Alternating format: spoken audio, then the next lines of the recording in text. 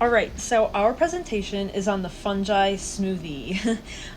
So we chose a few ingredients that can go into a smoothie, and then we each individually researched one fungi that can infect those ingredients.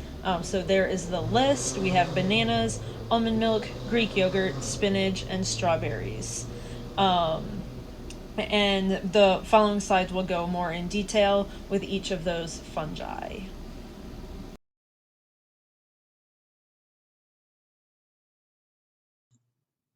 Looking at the bananas in our smoothie, the primary pathogen which affects the fruit is Fusarium oxysporum, also known as Panama disease.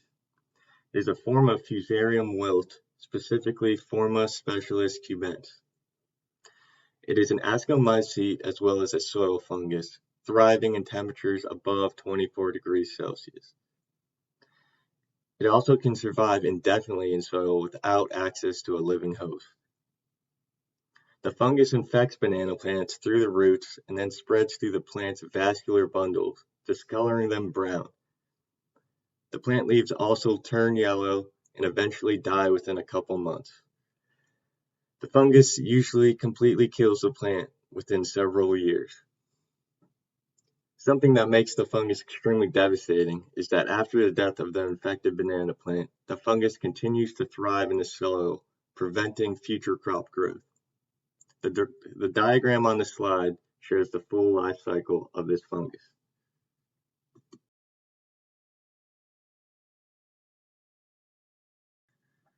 Now, looking at the impact on the world, the fungus is widespread throughout the tropical regions where bananas are cultivated. The fungus is devastating, completely wiping out the Gros Michel banana in the mid-20th century, which was previously the banana of choice around the globe. A strain of Panama disease called tropical race 4 currently threatens the Cavendish banana, which replaced the Gros Michel. So, how do we prevent it? Well, Panama disease is nearly impossible to stop and is notoriously difficult to control. The fungus is resistant to soil fungicides and fumigants, meaning once it affects a crop, it's too late. The best long-term solution is to create a new variety of bananas resistant to the fungus, but it's extremely difficult to breed new banana cultivars with this trait. As of now, the only viable method of prevention is to simply isolate banana crops to keep the fungus away.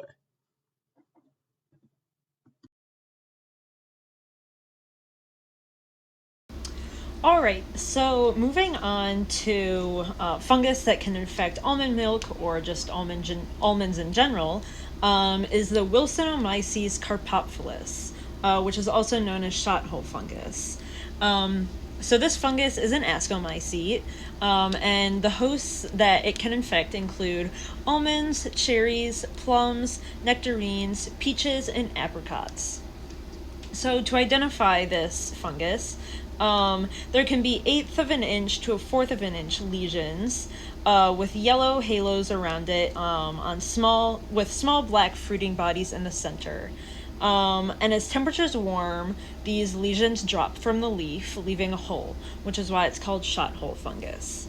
And then on the fruit, in this case it's an almond, there will be about 1/8 of an inch purplish brown raised lesions. And then severe fruit infections can kill the developing nut or cause deformities impacting quality. And then on the twigs of the tree, they're similar to the fruit infections. And then severe cases can cause multiple lesions and may girdle the green branch, causing dieback. And dieback is a condition where trees die from the tip of the twig and then kind of moves backwards. So it dies starting at the tip and then it moves towards the trunk of the tree or the shrub.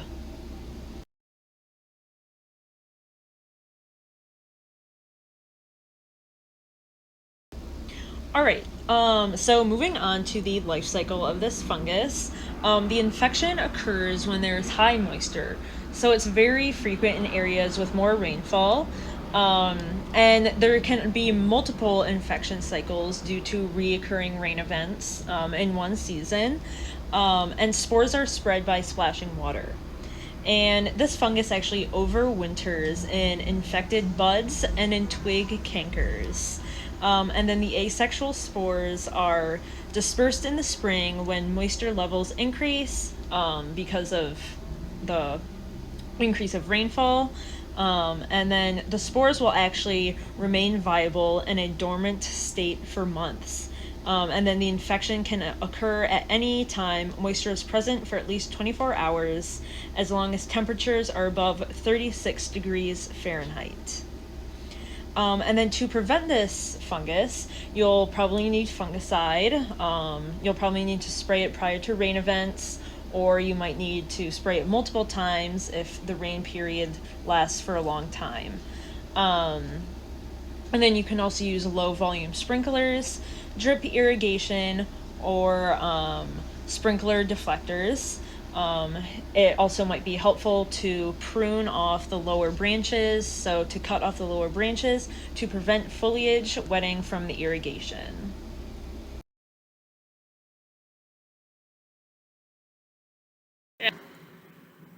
So, yogurt is comprised of two types of live bacterial growths, which is Lactobacillus bulgaricus and Streptococcus thermophilus.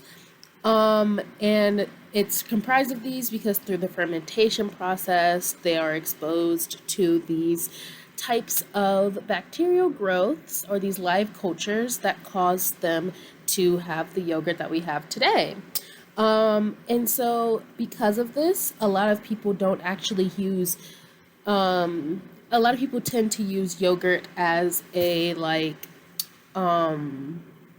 probiotic.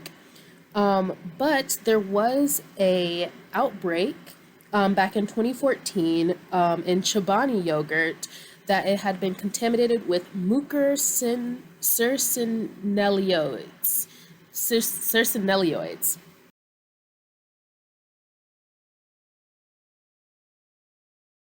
So Mucor cincinellioids, they are zygomycetes. They are found mostly in soil, dung, and root vegetables.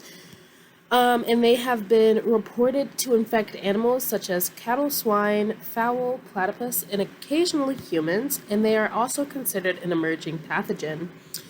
The life cycle is it's an asexual reproduction through the sporangium.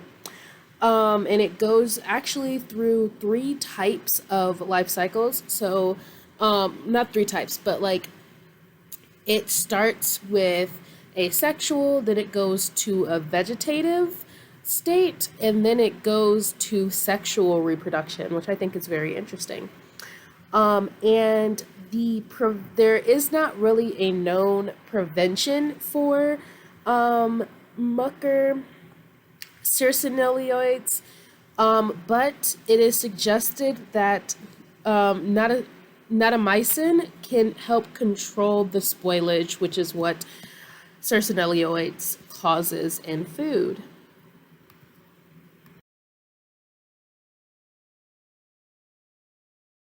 Spinach is a leafy green vegetable that is rich in vitamin A, vitamin C, potassium, and more. It thrives in moderately warm climates such as that of California and is an important vegetable to us as it provides the body with many necessary nutrients, strengthens the body's defense systems, and improves overall health. The only issue was when Albugo occidentalis wants to feed off the same nutrients. This mold is a white mold pathogen typically found on spinach. This white mold thrives in the warm climate, appearing most when there are cool, damp nights and warm days at about 57 to 72 degrees Fahrenheit. It's part of the Oomycota phyla, allowing it to produce both sexual oospores and asexual sporangia reproductive structures. Once the fungus has found a susceptible host and the conditions are right, the fungus germinates and prepares to penetrate the cell wall. When ready, an intracellular haustorium is produced and the fungus begins collecting nutrients. There are a couple ways to determine if the spinach has been affected by this mold. In the beginning, small chlorotic lesions will develop on the surface of the leaf. These appear a bit yellowish, as seen in the picture to the right. As the mold continues to spread, white blister pustulates form on the lower side of the leaf. In more severe cases, these lesions will appear on the upper side of the leaf. These lesions contain hundreds of thousands of tiny spores that will be released. These pustules are about the size of a staple, appearing elongated and oval, and some plants may collapse when infected if environmental conditions are right.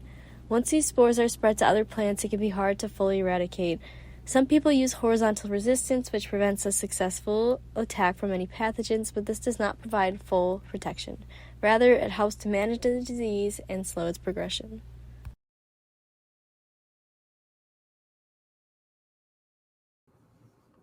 Botrytis cinerea is an ascomycete that can infect strawberries.